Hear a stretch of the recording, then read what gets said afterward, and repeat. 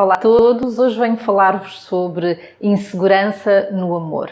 Hoje venho falar sobre aquelas pessoas que, em resumo, podemos caracterizar como alguém que está desesperadamente à procura de amor, mas para quem, aparentemente e por algum motivo que a própria pessoa desconhece, as relações tendem a não dar certo.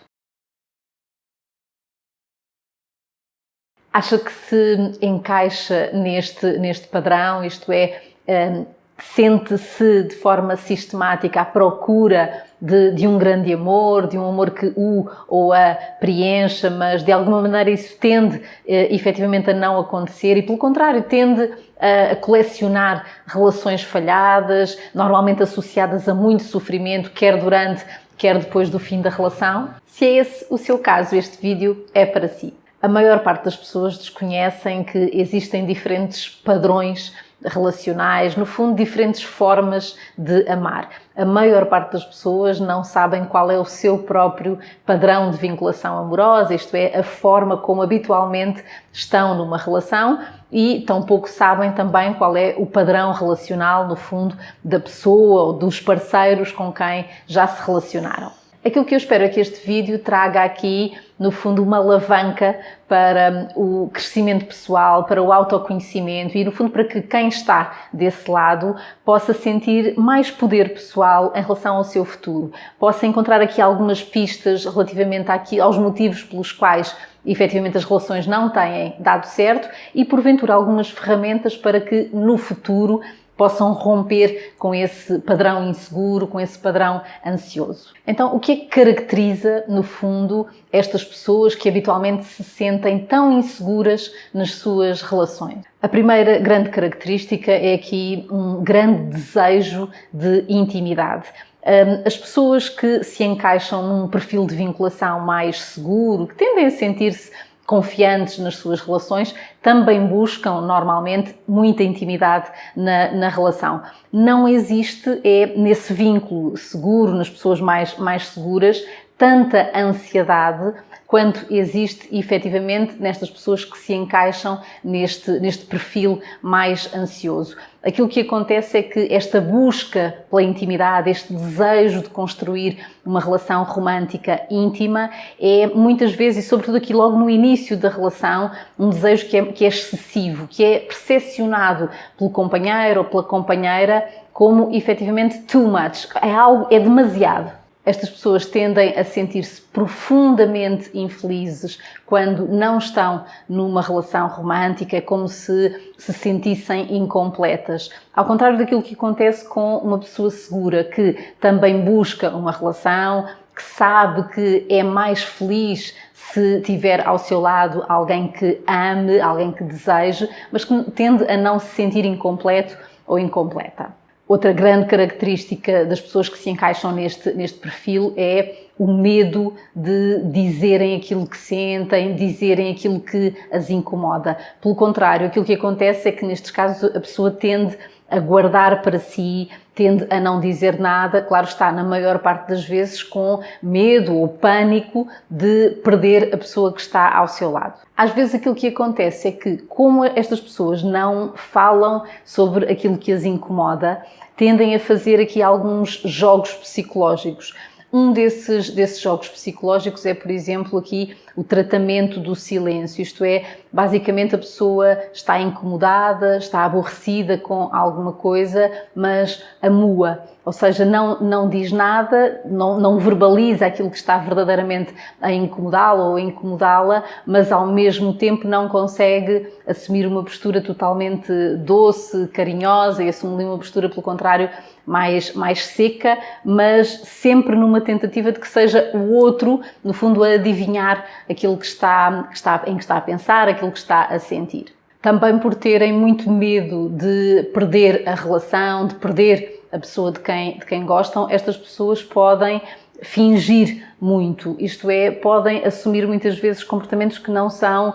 no fundo, totalmente honestos, sempre, insisto, na tentativa de agradar ao companheiro ou à companheira. São pessoas que têm aqui uma hipersensibilidade à rejeição, que estão sistematicamente com as antenas ligadas. De resto, estas são pessoas que estão mais atentas aos detalhes do que quaisquer outras. Qualquer mudança, por mais leve que seja, no humor do namorado ou da namorada, qualquer alteraçãozinha, qualquer alteração no comportamento do companheiro ou da companheira é automaticamente percepcionado por estas pessoas. E mais do que isso, essas alterações vão ativá-lo ou ativá-la, ou ativar, neste caso, aquilo que em psicologia se chama o sistema de apego, ou seja, é como se dessas alterações surgisse automaticamente um alarme que fizesse com que esta pessoa se sentisse na obrigação de prestar muita atenção porque a relação de alguma maneira possa estar em perigo. Um exemplo concreto é o das mensagens ou dos telefonemas, isto é, enquanto que para uma pessoa segura nas relações, o facto de o companheiro ou a companheira não responder imediatamente às mensagens de telemóvel não é um motivo de alarme, isto é, uma pessoa que se sinta confiante, que se sinta segura na relação, aquilo que vai pensar é algo do género, ele ou ela não pode responder neste momento, se calhar está a trabalhar, se calhar tem alguém ao seu lado, quando puder retorna a ligação ou devolve ou responde à mensagem. Isto normalmente não acontece com alguém com este perfil mais ansioso. Pelo contrário, a pessoa não só se sente automaticamente alarmada, como tende a chamar a si a culpa. É como se automaticamente a pessoa se sentisse obrigada a refletir, a olhar para trás, a refletir sobre os seus comportamentos nas últimas horas, nos últimos dias, e automaticamente aquilo que a pessoa pensa é: o que é que eu fiz de errado? Automaticamente a pessoa reconhece que há o risco de o outro terminar a relação, e insisto, isto a propósito de questões relativamente pequeninas, como o facto de a pessoa demorar mais tempo a responder a uma SMS, ou o facto de a pessoa não responder exatamente da mesma maneira que costumava fazê-lo. Às vezes pode ser uma pequena variação. Imaginemos, por exemplo, que o namorado ou a namorada termina quase todas as mensagens com adoro-te ou amo-te. E naquela mensagem, isto na sequência de várias, naquela mensagem a pessoa responde à pergunta que lhe é colocada, por exemplo, mas não acrescenta essas palavrinhas mágicas. Automaticamente, para uma pessoa com um perfil ansioso, este pode ser um motivo de alarme. Ainda que depois, na prática, a pessoa possa não se sentir com coragem para colocar a sua dúvida. E isto é que traz naturalmente aqui mais problemas para a relação, mais tensão para a relação. Estas pessoas têm, como acho que é fácil de calcular, muito medo de serem traídas. Como estão neste constante alarme, como estão constantemente atentas àquilo que, no fundo, possa servir de alarme, acabam por prestar, às vezes, excessiva atenção a pequenos detalhes. Esses pequenos detalhes podem facilmente transformar-se em grandes problemas, na medida em que, por exemplo, uma pessoa saiba que o namorado ou a namorada foi visto no sítio A ou no sítio B com alguém do sexo preferencial, em vez de a pessoa colocar uma pergunta que permita que o namorado ou a namorada esclareça a situação, que fale abertamente sobre o assunto, a pessoa tende quase sempre a não o dizer, lá está, a não ter coragem, mas a comportar-se, no fundo, como se já houvesse efetivamente uma traição. E isto às vezes traz efetivamente até comportamentos hostis, porque na medida em que eu me convença de que a pessoa que eu amo me está a trair,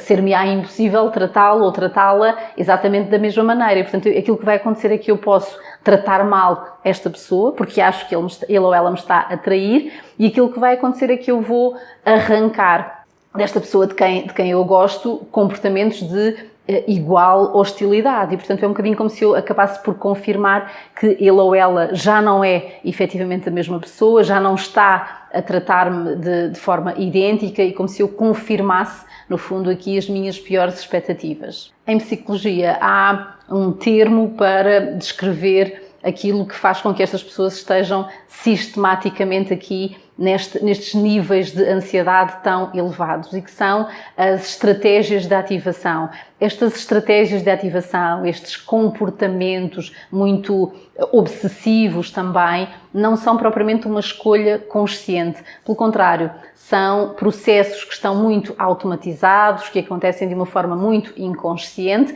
mas que importa identificar até para que eles possam efetivamente aqui ser desconstruídos, serem trabalhados e possa a pessoa com um perfil mais ansioso tentar construir efetivamente com a pessoa que tem ao seu lado um vínculo mais seguro. Uma dessas estratégias de ativação, que no fundo é uma característica das pessoas com este perfil mais inseguro, mais ansioso, é o facto de estarem permanentemente a pensar no companheiro ou na companheira. Estas pessoas tendem a gastar mesmo muito tempo a pensar, a imaginar aquilo que a pessoa de quem gostam possa estar a fazer. Muitas vezes aquilo que acontece é que, se estiverem no trabalho, estão constantemente a enviar mensagens para tentarem perceber o que é que o outro está a fazer, como é que o outro está a sentir-se. Precisam efetivamente de uma forma muito sistemática aqui de se assegurarem de que está tudo bem e de que a outra pessoa, no fundo, se mantém ligada a elas. Qualquer pequenina coisa, qualquer pequenina alteração pode efetivamente trazer aqui níveis de ansiedade muito, muito elevados. Claro que depois as coisas variam muito de pessoa para pessoa, mas eu tenho aqui trabalhado com algumas pessoas que, perante algumas situações, como o caso de a pessoa de quem gostam, em quem estão interessadas, pode não ser sequer aqui uma relação de compromisso, não responder imediatamente às mensagens ou até assumir efetivamente aqui uma postura mais distante e estar, por exemplo, alguns dias sem dizer nada. Dizia eu que, ao contrário daquilo que acontece com uma pessoa que habitualmente se sinta segura, confiante nos seus relacionamentos, estas pessoas tendem aqui, entre aspas, a entrar em pânico, ou seja, sentem-se efetivamente muito, muito, muito ansiosas, sentem-se descontroladas, às vezes precisam efetivamente recorrer à medicação, outras vezes pura e simplesmente não conseguem estar sozinhas e precisam de se sentir acompanhadas por familiares ou por amigos, como se a sua vida, no fundo, estivesse em risco. Porque aquilo que acontece é que há toda uma resposta fisiológica e a aflição é intensa, é real. Outra estratégia de ativação destas pessoas tem a ver com o facto de tenderem a lembrar sistematicamente só das coisas boas. Ou seja, é como se, em relação às pessoas de quem gostam, tendessem aqui a apagar um bocadinho as coisas más e fixam-se efetivamente só nas coisas boas e tendem a achar que aquela pessoa, a pessoa de quem gostam naquele momento, é efetivamente aqui a sua grande alma gêmea, muitas vezes acreditam que é a única hipótese de serem felizes no amor, que nunca na vida poderão conhecer outra pessoa de quem gostem da mesma maneira, que aquela é a tal, que aquela pessoa é a única que as pode fazer felizes. Tendem naturalmente a colocar a outra pessoa numa espécie de pedestal e ainda que reconheçam aqui alguns erros no seu comportamento, ainda que haja naturalmente situações que sejam geradoras de mágoa, aquilo que acontece é que há aqui uma espécie de endeusamento da pessoa que amam e que em algum momento lhes ofereceu efetivamente a sensação de se sentirem amadas. Às vezes isto chega a um extremo em que, mesmo quando há problemas muito sérios na relação, a pessoa convence de que é preferível estar mal acompanhada do que estar sozinha. Aquilo que acontece é que o sofrimento, a ansiedade que a pessoa sente quando está longe da pessoa de quem gosta é de tal forma intenso que a pessoa está literalmente disposta a aguentar tudo, a suportar tudo, porque só o afastamento é que parece absolutamente insuportável. Outra característica destas pessoas com este perfil mais inseguro, mais ansioso na relação, está relacionado com a sexualidade, com o sexo. Estas pessoas tendem a utilizar, digamos assim, o sexo como mais uma forma de se sentirem aceites pela pessoa que têm ao seu lado e de se sentirem seguras de que ele ou ela, no fundo, não vai a lado nenhum. Curiosamente, homens e mulheres comportam-se aqui de formas diferentes, ou seja, os homens com um perfil mais ansioso, com este perfil mais inseguro, tendem a ser mais reservados, no fundo a conter-se mais, a tomar menos a iniciativa no que diga respeito ao sexo, e as mulheres tendem a assumir aqui comportamentos de maior impulsividade, as mulheres mais ansiosas, comportamentos de maior impulsividade, dizia eu, e às vezes até de alguma promiscuidade. Aquilo que acontece nestes casos é que a mulher tende sobretudo, a assumir que o sexo é mais uma forma de agradar à outra pessoa e, portanto, a mulher, neste caso, está centrada em agradar ao outro e não tanto em respeitar aquela que é, naquele momento, por exemplo, a sua necessidade, a sua vontade, o seu desejo. Há bocadinho eu dizia que as pessoas com um perfil mais ansioso e que tendem a sentir-se de forma sistematicamente insegura nas relações amorosas não conseguem, ou habitualmente não conseguem, falar abertamente sobre aquilo que as incomoda. Isso faz com que assumam tipicamente aquilo que em psicologia se chamam os comportamentos de protesto de separação, isto é, como aquilo que as incomoda não sai, não é verbalizado de uma forma clara, direta, acaba por ser exteriorizado de uma forma indireta. Já falei aqui sobre um desses comportamentos de protesto, que são os tais tratamentos do silêncio, ou seja, em que a pessoa basicamente amua, mas amua na expectativa de que o outro venha ao seu encontro, ou seja, ao contrário do que possa parecer, esta não é uma estratégia de desativação, não é uma estratégia de afastamento, embora possa parecer, ou seja, é efetivamente uma tentativa de chamar a atenção do outro para que o outro possa mostrar interesse, mostrar preocupação e isso possa devolver aqui a tal segurança de que, ok, ele ou ela importa-se comigo, quer saber de mim. Claro que muitas vezes aquilo que acontece é que o efeito é exatamente o oposto, porque neste caso o tratamento do silêncio acaba por ser também uma forma hostil de tratar a outra pessoa. Outro tipo de comportamento de protesto acaba por ser, no fundo, aqui um contacto muito excessivo, exagerado, ou seja, o tal envio, por exemplo, de múltiplas mensagens ao longo do dia. Imaginemos, por exemplo, que a pessoa está efetivamente desconfiada de que o outro possa estar interessado noutra pessoa, possa estar até a traí-la, mas como a pessoa não tem a coragem de falar abertamente sobre a sua insegurança, aquilo que vai acontecer é que se calhar vai enviar 30, 40, 50 mensagens ao longo do dia, no fundo ir tendo a certeza de que a outra pessoa continua ligada. Muitas vezes aquilo que acontece é, como já disse aqui, o efeito oposto. Isto é, porque se eu coloco 30 perguntas à pessoa de quem eu gosto, todas mais ou menos descabidas, porque eu não estou a falar sobre aquilo que realmente me está a incomodar, a outra pessoa tenderá a sentir-se sufocada, tenderá a sentir-se asfixiada. Outro comportamento de protesto consiste em fazer a contabilidade da relação. Isto é, às vezes aquilo que acontece é que estas pessoas estão quase como que a medir com régua e esquadro aquilo que dão e aquilo que recebem e tendem a fazer muitas cobranças e, de novo, uma coisa é nós dizermos que gostaríamos, por exemplo, que a pessoa que está ao nosso lado nos ligasse mais vezes ou nos enviasse mais mensagens. Outra coisa é fazê-lo em tom de cobrança, é dizer que eu enviei 5 mensagens ou eu já te convidei para sair não sei quantas vezes e tu ainda não fizeste o mesmo. No fundo, estas cobranças, esta contabilidade acaba por ser mais uma forma hostil de nos relacionarmos com outra pessoa e, no fundo, acaba por ser uma forma também de a afastar de nós, independentemente de qual seja o seu próprio padrão relacional. Outro comportamento de protesto consiste em ameaçar, por exemplo, terminar a relação.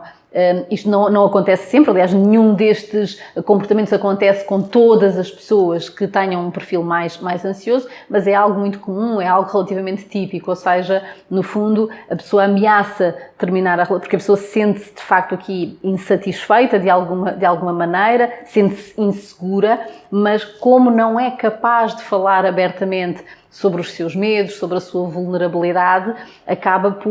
quase como se desse um chega para lá, mas sempre na expectativa de que a outra pessoa venha ao seu encontro. Portanto, a pessoa ameaça terminar e às vezes até termina mesmo a relação, mas sempre aqui com a expectativa de que a outra pessoa venha dizer eu amo-te, eu adoro-te, tu és a pessoa mais importante na minha vida. Às vezes isso não acontece. Outro comportamento de protesto consiste em fazer ciúmes. Na prática, nós estamos sempre a falar do mesmo, ou seja, de comportamentos mais ou menos manipuladores, em que a pessoa, como não consegue falar diretamente sobre aquilo que sente, sobre aquilo que a incomoda, acaba por fazê-lo de uma forma indireta. Estes jogos psicológicos são relativamente comuns. Infelizmente, às vezes também são incentivados pelas pessoas que estão à volta, pelos amigos, pelas amigas, que dizem: bom, se não te sentes assim tão seguro ou tão segura, sai com outras pessoas, coloca fotografias nas redes sociais com outras pessoas, faz qualquer coisa para apimentar a relação, para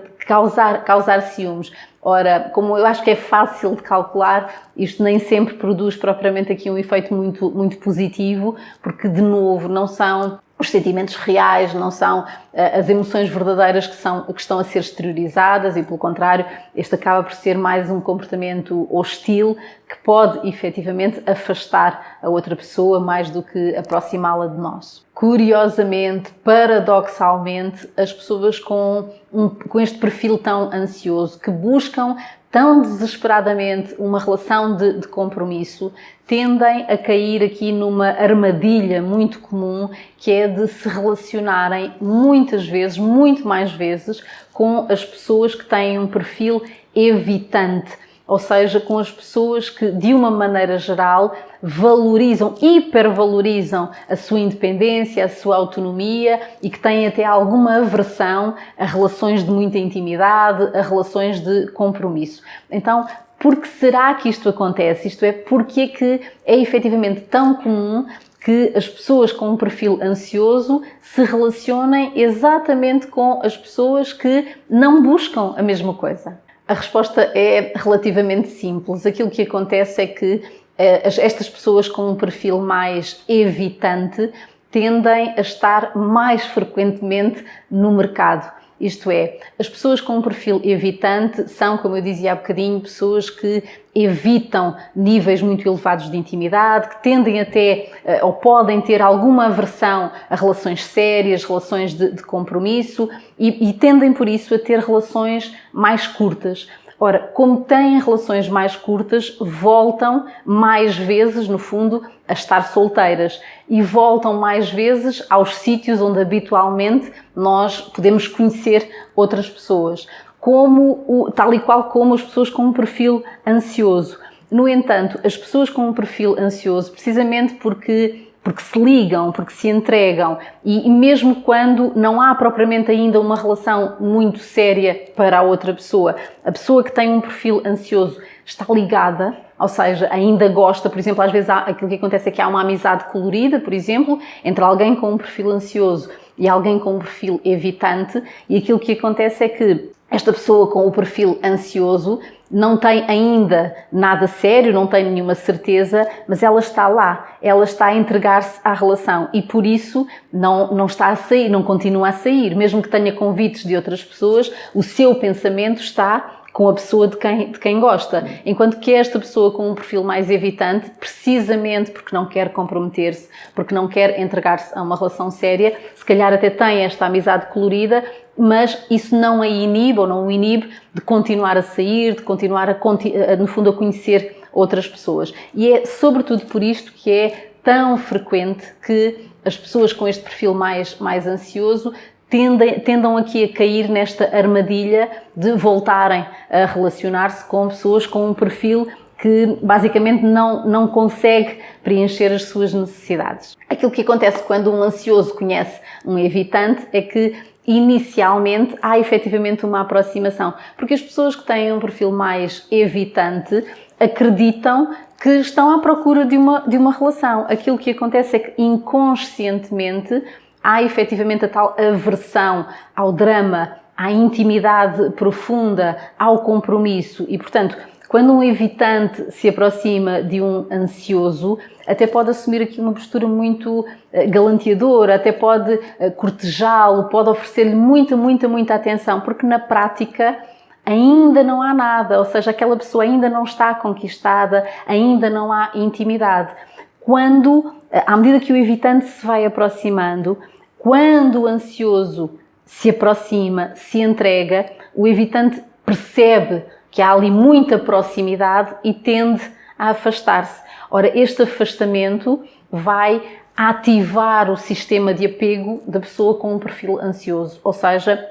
a pessoa sente-se automaticamente muito alarmada, muito ansiosa, coração aos saltos, é como se não conseguisse respirar. E tudo isto, no fundo, toda esta ativação é rapidamente confundida com uma fortíssima paixão, ou seja, é esta pessoa. Ou seja, esta pessoa que me deixa ansioso ou ansiosa, é a pessoa por quem eu estou apaixonado ou apaixonada. De repente, transforma-se aqui no amor da minha vida. E isto é aquilo que nós chamamos aqui a armadilha destas relações entre um ansioso e um evitante. Então, o que é que há a fazer? Ou seja, como é que nós podemos trabalhar na medida em que tenhamos aqui um perfil mais inseguro, mais ansioso? O que é que nós podemos fazer para conseguirmos efetivamente encontrar aqui a pessoa certa e construir uma relação que genuinamente nos satisfaça, por um lado fazendo com que nos sintamos vivos, mas por outro devolvendo-nos aqui a segurança que procuramos. A primeira coisa a fazer é efetivamente reconhecer que há diferentes estilos de vinculação amorosa, diferentes formas de amar, se quiserem, e identificar o próprio estilo, isto é, em que padrão é que eu me encaixo. Importa lembrar que os estilos de vinculação amorosa são relativamente estáveis, ou seja, nós temos efetivamente aqui uma propensão para um determinado padrão, e a boa notícia é que estes padrões são relativamente moldáveis, ou seja, nenhum de nós está condenado ou condenada a um padrão de vinculação amorosa, por exemplo, ansioso. Nós podemos construir vínculos seguros, vamos sempre a tempo de o fazer, mas para alguns de nós isso envolve efetivamente aqui algum trabalho e às vezes algum trabalho até terapêutico. Mas dizia eu que a primeira coisa é identificar, reconhecer o próprio estilo de vinculação amorosa e procurar identificar efetivamente aqui o padrão de vinculação amorosa da outra pessoa, da pessoa que acabamos de conhecer, da pessoa em quem estamos interessados ou interessadas, da pessoa, no fundo, com quem podemos construir alguma coisa. Reconhecer que há diferentes padrões e reconhecer, sobretudo, que é muito mais provável que nós consigamos construir, no fundo, aqui alguma coisa que nos satisfaça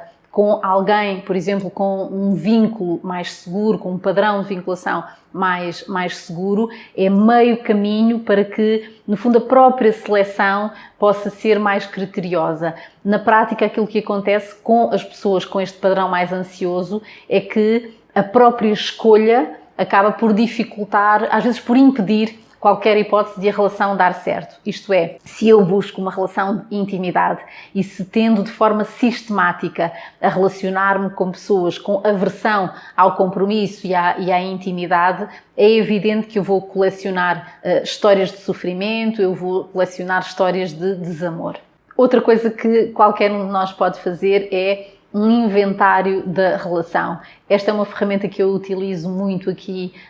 em terapia. Basicamente, fazer um inventário da relação consiste em respondermos a algumas perguntas e consiste também em identificarmos aquelas que são as nossas necessidades e, por outro lado, respondermos aqui até que ponto é que essas necessidades estão ou não a ser preenchidas. Isto é, do que é que eu preciso numa relação e o que é que a pessoa com quem eu estou está efetivamente aqui a trazer-me. Até que ponto é que esta pessoa tem ou não, no fundo, a capacidade de me oferecer segurança, de me oferecer constância, de me oferecer intimidade. E este reconhecimento não é mágico, como é evidente, e sobretudo se este inventário da relação for feito numa altura em que já há grande envolvimento, numa altura em que já há uma história com vários meses ou até com vários anos, é evidente que o inventário em si mesmo não vai produzir qualquer mudança, mas pode ser aqui um instrumento muito importante para que no fundo haja aqui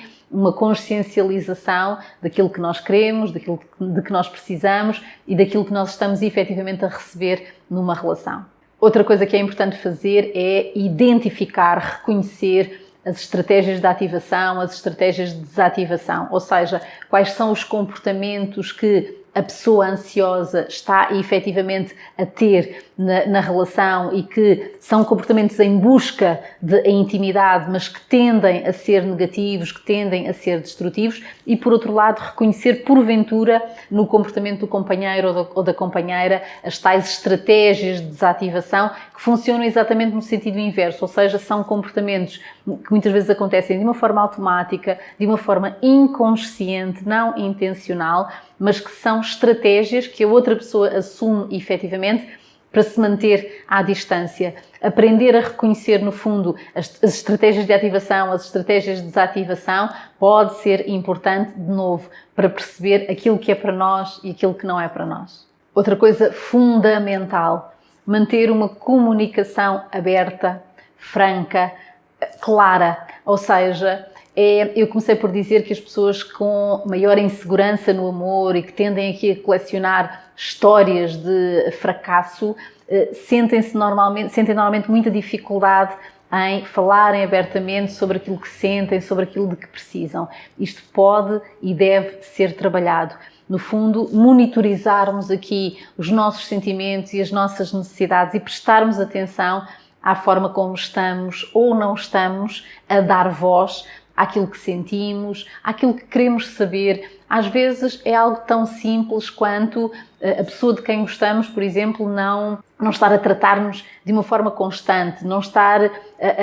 a tratar-nos da forma que habitualmente fazia. E é natural que isto cause desconforto, é natural que isto cause insegurança a qualquer pessoa. Então aquilo que é desejável é que verbalizemos, é que sejamos capazes de dizer, olha, quando tu deixas de responder às mensagens da mesma maneira, eu sinto-me inseguro ou insegura, eu sinto-me desconfortável, o que é que se passa? Sermos capazes, no fundo aqui, de falar abertamente sobre o que sentimos, sobre aquilo de que precisamos. É essencial para construir a tal relação íntima e estável. Outra coisa fundamental é ter a coragem, querer saber os reais sentimentos, os nossos e os da outra pessoa. Muitas vezes aquilo que acontece com as pessoas com este perfil mais ansioso é que esta ativação fisiológica se confunde efetivamente com amor. Se eu me sinto alarmada, se eu sinto o meu coração aos pulos quando a outra pessoa se afasta,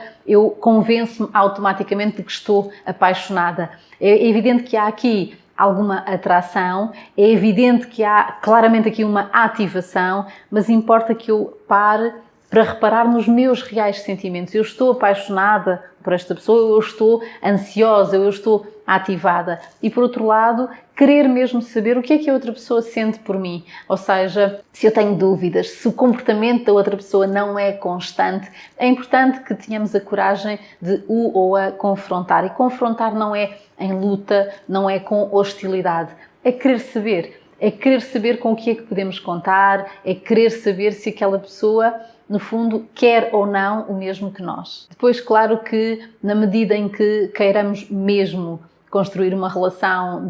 com intimidade, com elevados níveis de intimidade, é essencial que tenhamos a coragem para romper na medida em que não nos sintamos felizes. O sofrimento faz parte da vida, mas uma relação feliz não é de facto uma relação de sofrimento constante. Se sente sistematicamente aflito ou aflita, se gosta muito de uma pessoa, mas são muitos os momentos em que se sente muito ansioso ou muito ansiosa, se aquela pessoa não é capaz de lhe oferecer a segurança de que precisa, se não se sente amado ou amada, é fundamental que tenha a coragem de reconhecer tudo isso, de romper com essa relação, porque só isso é que vai abrir espaço, no fundo, para que possa encontrar alguém que esteja no mesmo comprimento de onda, que queira as mesmas coisas e que o ou a possa fazer feliz. Outra coisa muito importante e que importa reconhecer e que às vezes não é fácil de encaixar é que, sobretudo para alguém com um perfil mais ansioso, é importante que se permita conhecer várias pessoas. É evidente que para a esmagadora maioria de nós queremos conhecer o tal ou a tal. Nós queremos encontrar a pessoa com quem nós nos sintamos efetivamente felizes. E quando nós conhecemos alguém, quando nos interessamos por alguém, nós fixamos-nos naquela pessoa. É normal, é natural, é humano. Agora, para alguém que tenha efetivamente este perfil mais ansioso e que possa aqui reconhecer, eu tenho esta propensão, e o mais provável é que se eu conhecer hoje uma pessoa que me atraia, eu me fixe, se calhar até de uma forma aqui exagerada nesta pessoa, e isto não é bom para mim. Então, se houver este reconhecimento, talvez a pessoa possa efetivamente fazer aqui a escolha intencional, consciente, de ir saindo, continuar a sair com outras pessoas, enquanto não houver nada sério, enquanto não houver aqui uma relação de real compromisso, permita a si mesmo ou a si mesma, no fundo, aqui conhecer outras pessoas, até para se lembrar de uma forma prática que está vivo ou está viva e que não há só uma alma gêmea, ou seja, há efetivamente aqui muitas pessoas com quem nós podemos ser felizes e, no fundo, manter aqui, dosear as expectativas pode ser muito importante para que entre numa relação de uma forma mais serena, mais segura. Finalmente, eu gostava só de deixar aqui a proposta de tentar não seguir aqueles conselhos que nos dizem para fazer ciúmes, para manter um mistério e não dizer abertamente aquilo que queremos ou que não queremos. Nós às vezes ouvimos isto até das pessoas que gostam de nós, dos nossos familiares, dos nossos amigos. Às vezes lemos este tipo de conselhos nas revistas da especialidade e, por muito boas que sejam as intenções associadas a estes conselhos, é importante que reconheçamos a sua inutilidade. Ou seja, na prática, aquilo que vai acontecer, por exemplo, se uma pessoa com um perfil mais ansioso assumir de facto estes jogos, é que há muito maior probabilidade de se envolver numa relação que seja aqui causadora de muito sofrimento. Na prática, se aquilo que eu quero é uma relação de compromisso, é uma relação séria, e eu tentar aqui transmitir a mensagem de que sou uma pessoa muito segura, muito autónoma, muito independente, que não quero nada sério, aquilo que eu vou atrair, as pessoas que eu vou atrair podem ser efetivamente pessoas que desejem isso, que desejem relações menos comprometidas. E portanto, isso é aquilo que aquelas pessoas têm para me dar. Elas sim estão a ser autênticas e mais tarde ou mais cedo, no fundo, eu vou ter de dar voz às minhas necessidades, ou mesmo que eu não dê voz, elas vão estar cá e eu vou sofrer, porque nós vamos construindo expectativas, é inevitável, e mesmo que nós acreditemos que, ok, mais cedo ou mais tarde, esta pessoa, tal como eu, no fundo agora diz que não quer nada sério, mas mais cedo ou mais tarde vai querer, isto pode ser só um filme na nossa cabeça e a páginas tantas nós já estamos envolvidos, nós já gostamos daquela pessoa, já investimos muito naquela relação e é infinitamente mais difícil, como é fácil de adivinhar, romper, mesmo que reconheçamos que aquela pessoa não vai conseguir fazer-nos felizes.